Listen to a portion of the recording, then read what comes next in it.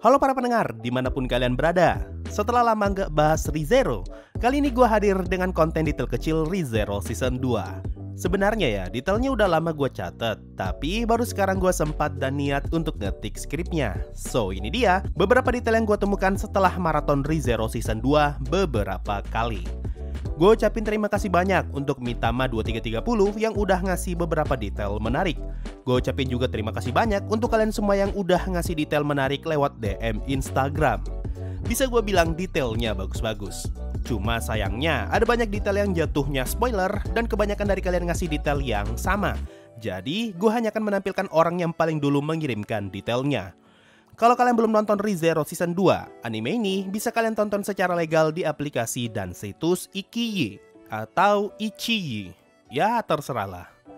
Sebelumnya, gue pengen sebutin satu detail yang gue lewatkan di season 1 kemarin. Nah, ketika Subaru diserang Rem, di sini Subaru tiba-tiba saja terbunuh dan Rem berkata kalau kakaknya terlalu baik. Ini berarti yang ngebunuh Subaru pada saat itu bukanlah Rem, melainkan Ram yang menggunakan sihir dari jarak jauh.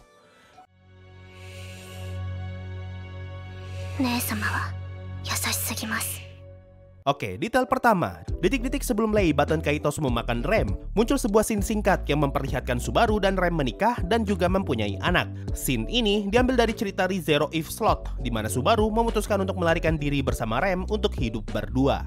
Menurut gua, alasan kenapa Eve Slot bisa muncul di ReZero utama karena Eve Slot adalah satu-satunya Eve story yang mendapatkan adaptasi novel.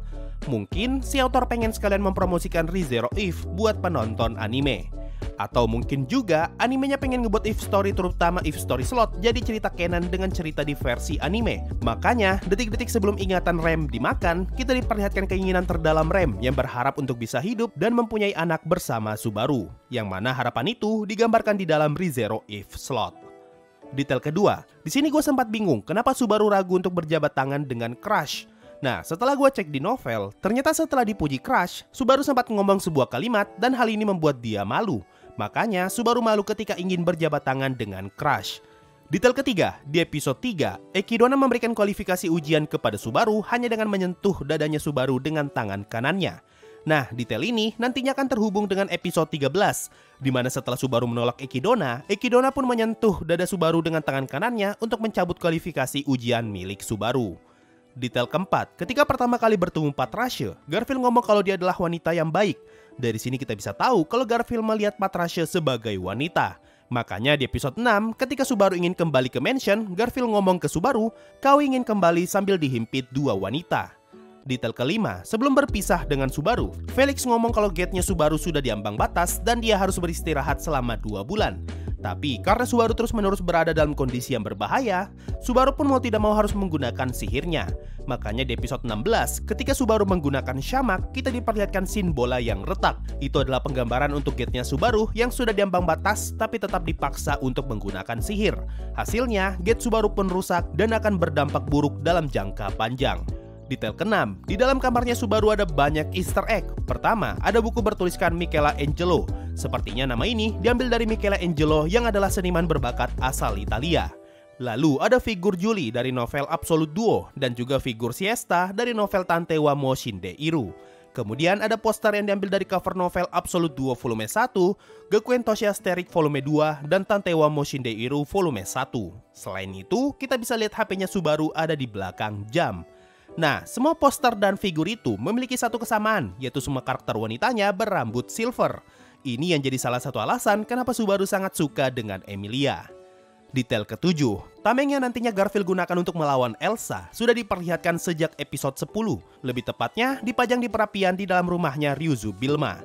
Detail ke-11, Subaru merobek lengan jaketnya untuk dia gunakan sebagai penutup mata di episode 11. Lalu kalau kalian notice, Subaru meninggalkan jaketnya ketika dia keluar dari makam.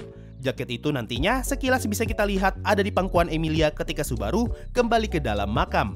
Dari sini bisa kita lihat betapa bucinnya Subaru, meskipun Emilia sudah rusak akibat ujian. Subaru tetap memperlakukan Emilia dengan sangat baik, sampai-sampai dia meninggalkan jaketnya agar Emilia tidak kedinginan.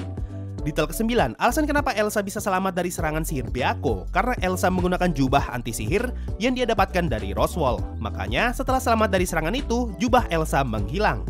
Scene ini sama seperti di season 1, di mana Elsa menggunakan jubahnya untuk melindungi dirinya dari serangan sihir Emilia. Detail ke-10, ketika Daphne pertama kali bertemu Subaru, dia ngomong kalau Subaru memiliki aroma yang sangat dia sukai sampai-sampai Daphne ingin memakan Subaru. Perkataan ini terhubung ke episode 13, di saat Satella datang ke pesta teh dan Daphne ngomong kalau dia merasa sangat lapar. Ini artinya, aroma yang membuat Daphne lapar adalah aroma penyihir milik Satella yang ada di dalam tubuhnya Subaru. Detail ke-11, karena di episode 13 Ekidona mengambil hak ujian Subaru, hal ini membuat Subaru kesulitan untuk bisa masuk ke dalam makam. Nah, kalau kalian perhatikan di episode 14 dan 15, sebelum masuk, kondisi Subaru terlihat normal dan masih bersih. Tapi setelah masuk, wajahnya terlihat berantakan dan kotor akibat efek penolakan dari makam. Detail ke-12, kalau kalian bingung apa maksud scene ini memperlihatkan kalau Garfield cukup pintar untuk bisa berpikir logis.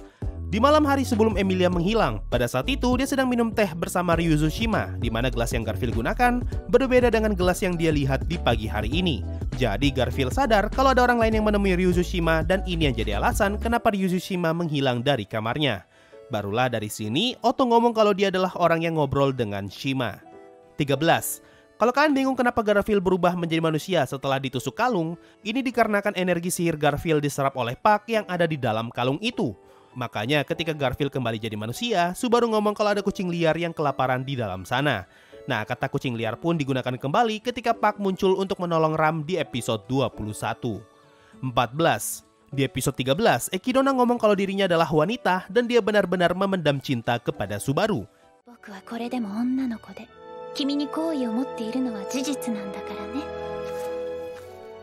Tapi di episode 17, Subaru malah menulis surat cinta untuk Emilia di dalam makamnya Ekidona. Nah, menurut gua, ini bisa jadi salah satu alasan kenapa Ekidona membenci Emilia.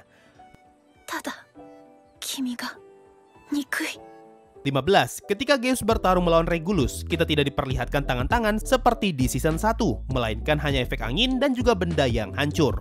Ini dikarenakan kita melihat pertarungan itu dari sudut pandang Emilia yang memang tidak bisa melihat unseen hand milik Geus. Sedangkan di season 1, sebagian besar sudut pandang yang digunakan adalah sudut pandang milik Subaru. Makanya kita bisa melihat unseen hand milik Betelgeuse. 16. Kalau kalian sadar, sepanjang flashbacknya Ryuzo Meyer, kita sama sekali tidak diperlihatkan wajahnya Ekidona. Nah, ini adalah kode pertama kalau wajah Ekidona berbeda dengan yang Subaru lihat. Makanya wajah Ekidona dirahasiakan ketika flashback ini. Barulah masuk ke episode 23, kita diperlihatkan Emilia yang bingung ketika melihat wajah asli Ekidona. Bahkan Emilia sampai tidak mengenali Ekidona.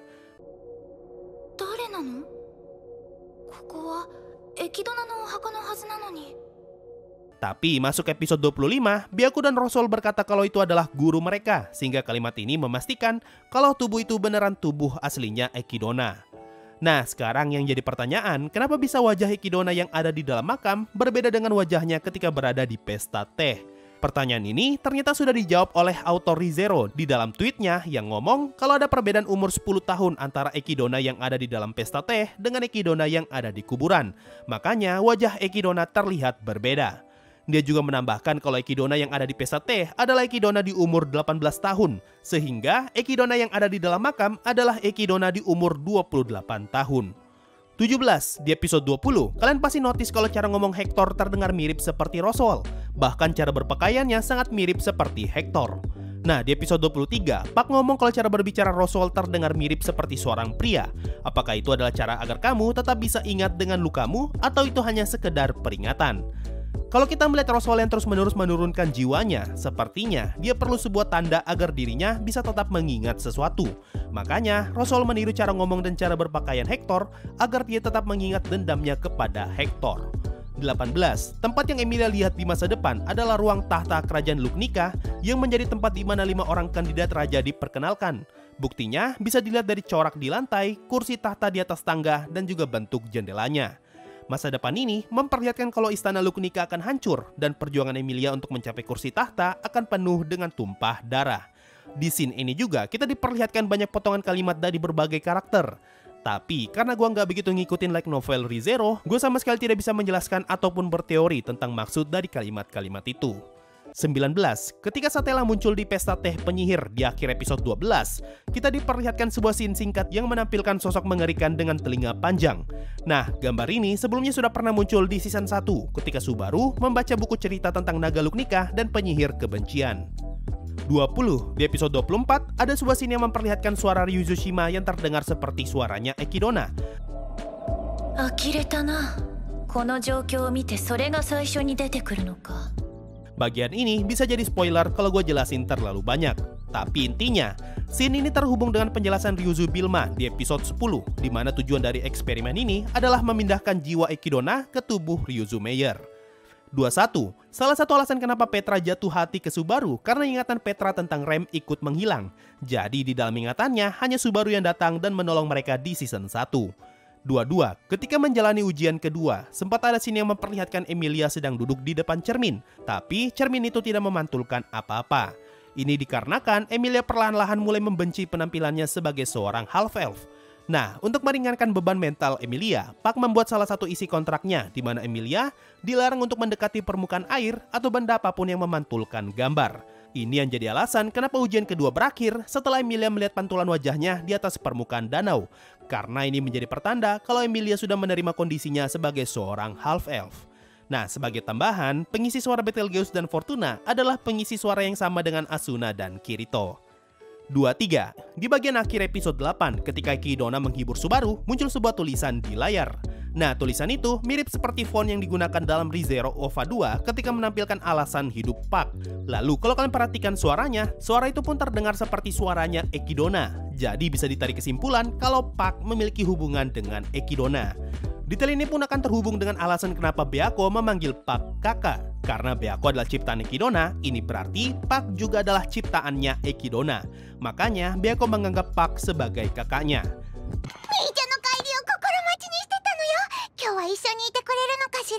24. Kata yang Satella gunakan untuk menyatakan perasaan kepada Subaru adalah Aishiteru. Aishiteru.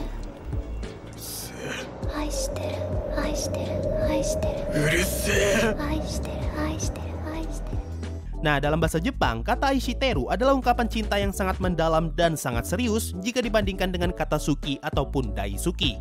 Bahkan kata Aishiteru adalah kata yang jarang digunakan dalam kehidupan sehari-hari karena terkesan memalukan. Jadi dari kata ini, kita bisa tahu seberapa dalam perasaan cinta Satella kepada Subaru. 25. Di episode 13, Sekhmet sempat menggunakan kekuatan Unseen Hand-nya untuk membuat Minerva tunduk. Nah, alasan kenapa tangannya Sekhmet tidak terlihat karena saat itu Subaru sedang pingsan. Buat yang nggak tahu, Sekhmet adalah Witch of Sloth atau penyihir kemalasan. Saking malasnya, berdiri saja dia nggak mau dan dia selalu menghela nafas setiap kali ngomong. Kekuatannya sama seperti Betelgeuse karena Betelgeuse adalah uskup agung kemalasan. 26. Di episode 21, Garfield menyebutkan peribahasa, kau takkan bisa kabur dari Reinhardt. Kalimat ini secara tidak langsung sudah menjelaskan betapa OP-nya Reinhardt. Buat yang nggak tahu, Reinhardt adalah sosok terkuat di dunia ReZero. Saking kuatnya dia, jangan pernah berharap bisa kabur dari Reinhardt.